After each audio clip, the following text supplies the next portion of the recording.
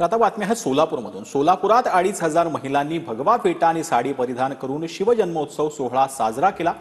Dolby मुक्त शिवजयंती साजरी करण्याचा संकल्प करत 2,500 महिलांनी पारंपरिक वेशभूषा करत शिवजयंतीच्या जन्मोत्सवाला हजेरी लावली। प्रतिवर्षी डॉल्बीवरती होणारा खर्च टाळत धर्मवीर संभाजी महाराज मंडळातर्फे हा उपक्रम जो आहे तो राबवण्यात आलेला आहे।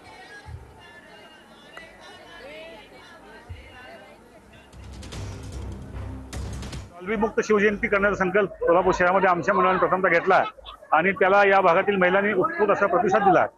दरवर्षी महिलांच्या संख्येमध्ये वाढ होत असल्यामुळे यावर्षी आम्ही आमच्या भागातील जवळपास 2200 ते 2500 महिलांसाठी मंडळाच्या वतीनं भगवी साडी, भगवा फेटा, नाकात नथ आणि कोल टिकली ही पूर्णपणे पारंपरिक वेशात आज या भागातील महिला या सोहळ्यामध्ये उत्स्फूर्तपणे सहभागी होत आहेत। तर सोलापूरमध्ये शिवजन्मोत्सव सोहळा जो आहे तो साजरा करण्यात आलेला आहे।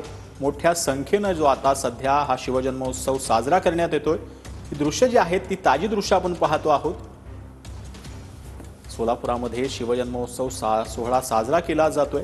शिवरायांचं पूजन यावेळेला केलं जातंय। तर मोठ्या संख्येने शिवप्रेमी जे आहेत ते सोलापूरच्या या चौकामध्ये जमल्याचं पाहायला मिळत आहे। दरवर्षी शिवजयंती निमित्त हा पूर्ण सोहळा जो आहे तो साजरा केला जातो। सोलापुरातली ही दृश्य आपण पाहतो आहोत।